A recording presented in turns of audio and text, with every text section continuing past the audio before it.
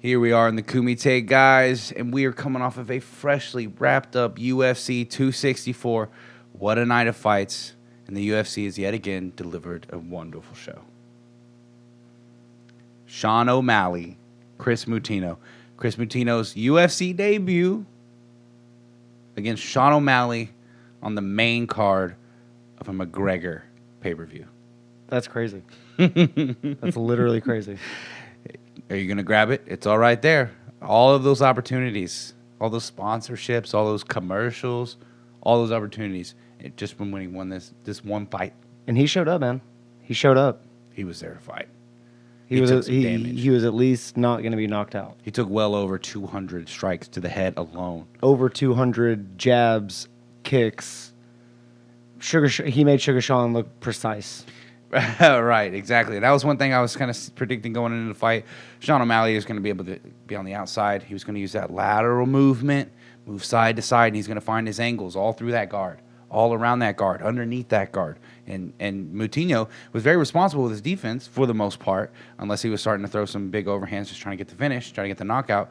But for the most part, he was very defensively responsible. And Sean O'Malley just found a way around whatever guard he had. He was getting with everything in the book. He was getting so frustrated with the fact that Moutinho would not go down. Yeah, and there were little moments where I was like, is Sean O'Malley about to break a little because he can't finish this guy? And he's like, feels like he should have already finished this guy. But Sean O'Malley wins via third round stoppage. I would say very controversial stoppage. Herb Dean, one of the legends in the game, all respect to him as a referee. He stopped it. Moutinho was responsibly defending himself. He was trying. He was taking a lot of damage. It's true. And, you're looking out for the fighter's best interest and their safety. But he was on his feet. He was aware of his surroundings and what was going on, and he was trying to defend himself. He wasn't wobbly. Fight was almost over. He was very conscious. Yeah, it was 30 seconds till the third round was over. And he earned the right to say that I just, on my UFC debut, went 3 rounds with Sean O'Malley, who's just been knocking people out left and right. And Herb Dean, unfortunate to say, took that away from him. Took that right away from him, man. But I say Moutinho's heart, this is not necessarily a loss for his career. No one expected him to win the fight. And it can be kind of a liberating thing knowing that everyone's just assuming that you're going to lose, so they won't lose any respect for you if you do lose. They're like, oh, he's supposed to lose. So that's good for him. Welcome to the UFC. I'd like to see him fight someone outside of the top 15, try to start from the bottom. Yeah, maybe start with someone who has a little less experience in the game. Maybe grow into that top 15 fighter. Yeah. He has the heart, obviously. Great start. He's game. He's a game fighter. I'd love to see Sean O'Malley fight Dominic Cruz, maybe Jimmy Rivera.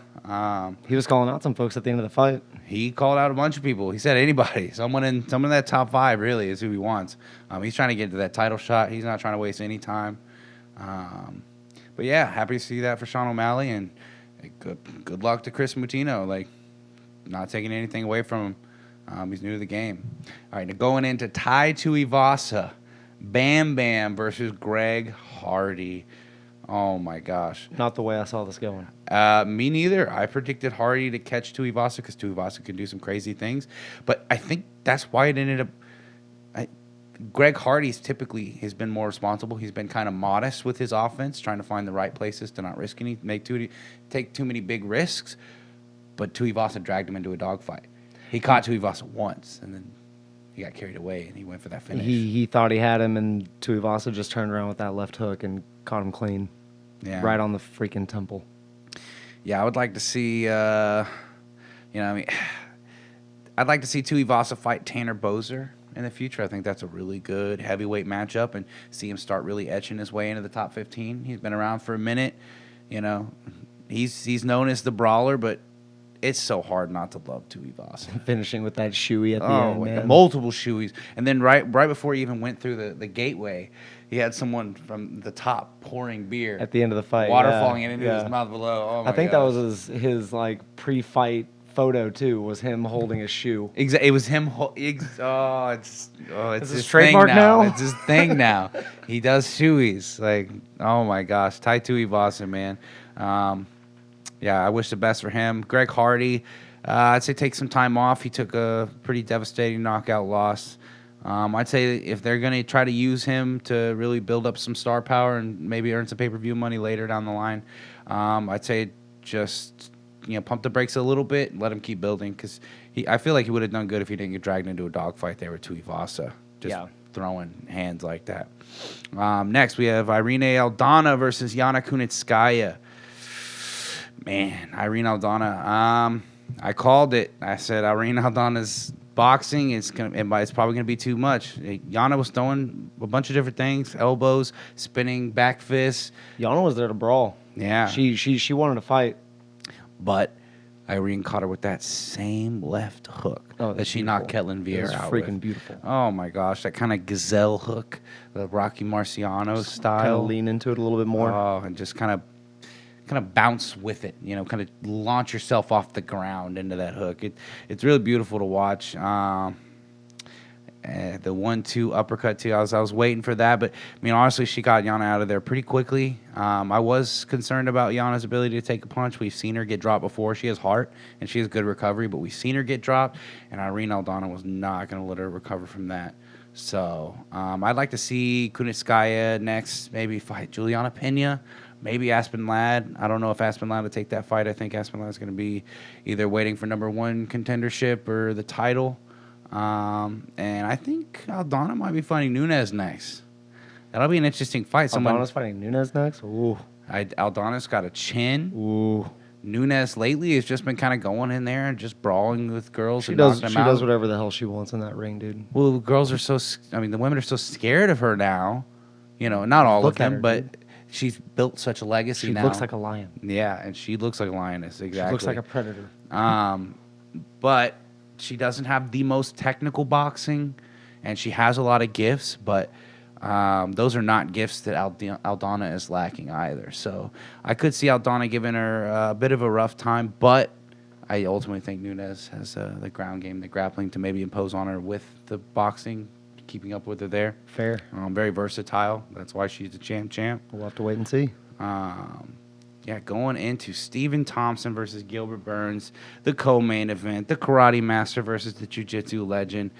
I don't want to say it was a boring fight, but they were definitely, both of them were playing it patient. You could tell Wonder Boy was kind of getting frustrated because he was wanting to open up more on the feet, but Gilbert Burns, man, he stuck with the game plan. He really made it difficult for Thompson to feel comfortable throwing offense on the feet. He's doing a good job at cutting Thompson off, keeping his back against the cage, and then making him worry about the takedown at any moment. And then succeeding with the takedown. And then succeeding, and then controlling him, and then mounting him, and oh my gosh. But I will say that I'm pretty proud of Thompson for not getting tapped out. Burns had some pretty dominant positions on him, and he's a jiu-jitsu legend. He's one of the best jiu-jitsu fighters in the UFC, regardless of the weight divisions. And coming out looking like that and still competing with one of the top jiu-jitsu fighters in the game. Thompson stayed alive. I'd say that's still a win in Stephen Thompson's book. Yeah, it's a little win. Yeah, personal but win. Thompson's not going to get that title shot like we kind of thought he might next. But yeah, Burns did a great job at always breaking his post down, not letting him wall walk, figure fouring those legs. And he really just kind of boa constricted him down. It's sad to see, but Stephen Thompson is 38. He is kind of reaching somewhat of a horizon on his career, so I want to see what that ceiling is before it's over. Yeah, very, very technical fight, very technical stuff from Stephen Thompson as always. Maybe he'll get back on there next time. But Gilbert Burns, man, I don't want to say throw him at Kamaru Usman next immediately. Not again. Not right after coming off of a loss. I would say maybe Jorge. I'd say he needs one more win. Jorge would be a good matchup, and that'd put him right there in the title contention as well. And that's a winnable fight for Gilbert Burns. Now that he's back, Nate Diaz.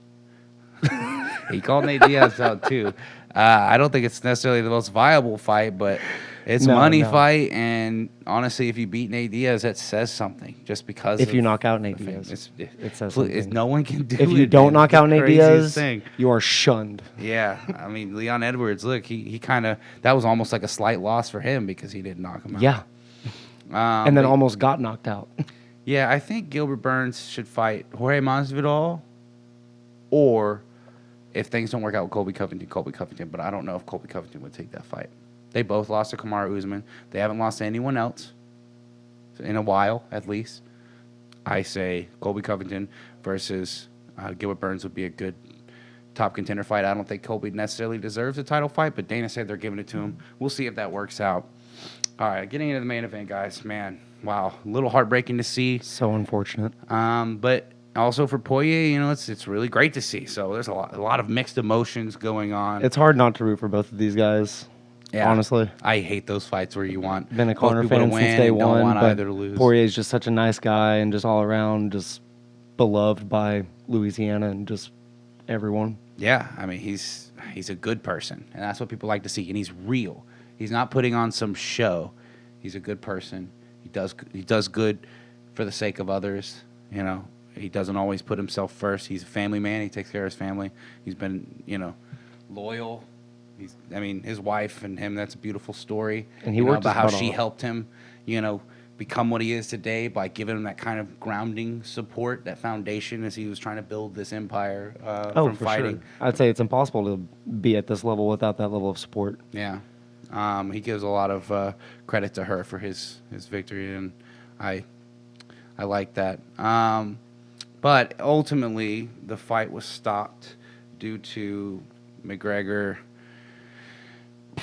We don't know the exact injury yet. We have yet to get the update on it. But from what it looked like, it's looking like he blew out his ankle, possibly broke a part of his leg. Maybe it's just a fracture. We're not sure. But yeah, it came right after just like kind of like a torque gone wrong after one of his punches, and you could see it just wobbled. Dude, these leg injuries. It just went limp. And then he like stepped on his shin bone. I hate watching people step with their shins on the ground. It's like there's supposed to be a foot there. That's not supposed to happen. These low leg injuries are tearing the UFC apart. Yeah, man, it's crazy what's been happening here lately. Not the safest move. No longer the safest move. Yeah, Connor looked good on the feet. I have to say that. He came out strong. He was doing all the things. He was using so many different weapons. He was giving Dustin a lot of things to think about. But you could see Dustin caught him, and Connor did not want that anymore. Connor started clinching up. That's not his specialty. That's not his go-to. That just puts pressure on his cardio. Now Dustin's going to take it too. I'm like, oh, we're grappling? Awesome. Dustin pushes him up against the cage. Connor tries to go for a guillotine. Connor had a good guillotine. I think that was a panic. I think that was a last resort move. I think he thought he had it. He had it in there, but Dustin did a good job at getting all of the weight to it would be his right side of the lock, and it takes a lot of that pressure off. And then he got above him, he got his weight above him, and then he slipped into half guard from there. So Dustin's just tough, and he's savvy on the ground. It's a very, very good jiu-jitsu game. So a lot of people that would have finished a lot of people. That was a good guillotine. Dustin claimed that the leg injury, stemmed from a check earlier in the fight. Definitely want to go back and see if we can get how many different angles we can get on that so we can see exactly what happened. Connor says it's some bullshit. I mean, he was doing damage with it at the beginning, and Connor was throwing those leg kicks. I mean, yeah. Who knows? That might have been heat of the moment. Connor might come back and say that he was right. He did check it. I don't. Yeah, and he did kick that knee. But was it his foot? Was it the top of the ankle? Was it just a bit above that? Not sure. But Dustin's claiming it's probably a fracture.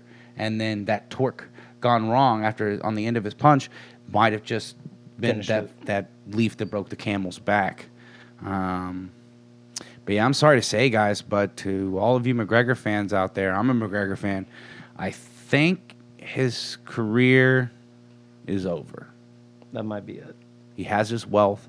He has his legacy and his family.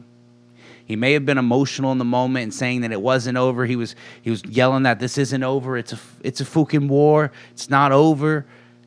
I feel like he was emotional. He was in the moment. I feel like he's going to go home and reconsider that. It's a hard thing to accept in a huge moment like that you came up short, that this terrible thing happened. But the only thing I see Connor doing at this point is really just a couple trophy fights, Nate Diaz trilogy. Some of the easier fights, like not the top contenders. But but some fights that just the people want to see. That's what I definitely see his future being from here on out. But who knows? You know, I don't want to say that he won't. I don't want to be one of the haters that adds on to this terrible moment. You know, 'cause a lot of me people are neither. just gonna shit all over. No one Conor for wants to this. see a fighter go out like this. Yeah, he's got the legacy But- too. Just like watching Anderson and all the like all the greats. Like when they keep going and keep going and keep going. And I'm not saying he's past his prime. I'm just saying his era is over, and that aura of invincibility that he had built up is gone. And people have been studying him for years. Yeah, I gotta agree with you on that. As much as I do love Conor, I don't see him coming back from that. Yeah, I mean he's gonna go. Definitely not 100%. He's never gonna compete on the level that he did, ever. Well, I think he does. I think he's past the level that he competed on. I think it's just the level is raised. Right. And Yeah, that's what that's fair. people are competing on now. Back in the day, you were still like, you're a really strong grappler with a little bit of this. You're a really strong striker with some decent grappling. Now everybody has everything. I can kick. I can box. I can wrestle. I can tap you out in so many different ways. So I just feel like a piece of Conor's getting passed up because he's like a two-handed specialist. Not a singular specialist, but he has two. He's got his taekwondo, karate, and he's got his boxing. Really, I don't see him getting any more advanced in the grappling. But that being said, like he has elite level grappling. It's just not the best in the world. But with that, guys, I will go ahead and wrap up my initial thoughts on UFC 264. Cole, thank you for your thoughts, and your insights on what went down tonight. Dude, thanks for buying the pay-per-view and inviting me over. We have the best times. I wish the best to each and every one of the fighters that went out there and put on a show for us. It's sad to see a warrior go down, especially with injuries like that, but many of life's lessons come in the form of defeat. Remember, guys, this is not a sport. You don't play fight.